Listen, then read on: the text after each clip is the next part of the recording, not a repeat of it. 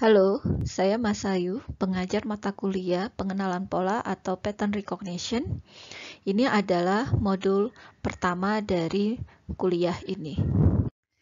Modul ini terdiri atas 5 rangkaian video, mulai dari apa itu pattern recognition dan kenapa penting untuk kita pelajari, apa hubungannya dengan AI dan machine learning, lalu kita akan membahas supervised versus unsupervised classification, kemudian kita akan bahas kaitannya dengan intelligent agent serta pendekatan-pendekatan yang ada pada pattern recognition. Manusia memiliki kemampuan pengenalan pola terbaik. Bayi 3 bulan saja mampu mengenali wajah, mengenali aroma tubuh, bahkan mengenali suara orang-orang di sekitarnya. Semakin dewasa, kemampuan ini menjadi semakin efektif, semakin efisien, dan semakin kompleks. Nah, kemampuan pengenalan pola ini sangat penting dalam setiap pengambilan keputusan yang dilakukan. Persoalannya adalah kita masih belum mampu memahami bagaimana proses pengenalan pola tersebut dapat dilakukan. Pengenalan pola atau pattern recognition bisa didefinisikan sebagai penemuan keteraturan di dalam data secara otomatis, kemudian menggunakan keteraturan tersebut untuk melakukan aksi seperti mengklasifikasikan data ke beberapa kategori yang berbeda. Pengenalan pola penting karena kebutuhannya sangat besar saat ini. Berbagai aplikasi pengenalan pola sudah banyak yang dapat digunakan. Semakin baik kemampuan pengenalan pola dimiliki oleh suatu sistem komputer, maka sistem tersebut akan semakin mirip dengan manusia. Speech recognition melakukan transformasi dengan menerima input berupa speech, lalu memberikan transkripsi berupa teks.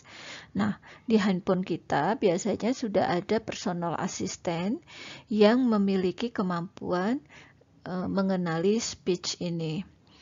Bahkan, pada pemilu yang lalu, saat debat calon presiden, itu sudah bisa langsung ditampilkan atau dihasilkan transkripsi lengkap dari semua debat yang terjadi. Face recognition bisa menerima input berupa image atau video lalu mengenali siapa aja yang ada pada image tersebut. Nah, aplikasi dari face recognition ini bisa digunakan untuk memverifikasi driver pada perusahaan taksi online. Aplikasi berikutnya adalah mengenali emosi. Inputnya itu pada contoh ini berupa image, tetapi bisa juga untuk video ataupun teks. Aplikasi berikutnya adalah pengenalan tulisan tangan, jadi inputnya berupa image, lalu mengeluarkan teks. Nah, biasanya untuk pengenalan tulisan tangan ini digunakan model bahasa agar menghasilkan output yang lebih baik. Aplikasi berikutnya adalah text recognition, di mana biasanya inputnya berupa gambar yang berisi beberapa teks, lalu bisa dibuat dalam bentuk digitalnya, dalam bentuk teks digitalnya, kemudian bisa juga dikombinasikan dengan langsung ditranslasikan ke bahasa lain. Untuk analisis teks, biasanya dilakukan klasifikasi, misalnya untuk contoh ini adalah entitas bernama, kita mengenali entitas mana saja pada teks yang merupakan entitas bernama, misalnya ini person, ini lokasi, ini organization. Kemudian bisa juga mengenali sentimen dalam suatu teks. Aplikasi berikutnya adalah dalam pembangkitan teks. Contohnya di sini adalah parafrase. Jadi kita inputnya berupa teks, kemudian nanti outputnya juga berupa teks yang dianggap memiliki arti yang sama.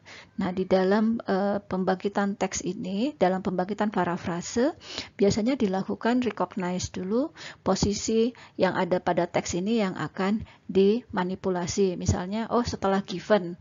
Nah, kemudian di-recognize operatornya. Oh, operatornya adalah insert. Kita berikutnya adalah apa yang akan di-insert. Oh, ternyata replacement atau insertionnya adalah you. Nah, ini dilakukan sampai didapatkan paraphrase. Contoh berikutnya adalah self-driving car. Di sini pengenalan yang dilakukan itu banyak, mulai dari pengenalan objek, untuk mengenali marka jalan, untuk mengenali rambu-rambu, untuk mengenali objek lain, apakah itu mobil, apakah itu pejalan kaki, apakah itu motor, itu termasuk ke dalam recognize object. Begitu juga mengenali pergerakan, ini juga penting di dalam self-driving car. Kemudian mengenali suatu area itu ada di mana, bisa menggunakan GPS atau menggunakan sensor lainnya, dan mengenali atau memfilter informasi penting dan informasi yang dapat diabaikan. Contoh aplikasi yang terakhir adalah fish packing plant. Jadi ceritanya ini adalah di pabrik pengepekan ikan, kemudian dia punya sistem, punya robot berlengan yang akan memisahkan apakah ikan ini masuk ke kelompok A atau masuk ke kelompok B, lalu dia pindahkan. Kita sudah berada di akhir video ini. Sebagai rangkuman, kita sudah belajar apa itu pattern recognition dan kenapa penting untuk dipelajari, serta berbagai aplikasi yang sudah kita tunjukkan. Berikutnya kita akan melihat apa hubungannya antara pattern recognition, artificial intelligence, dan machine learning. Terima kasih.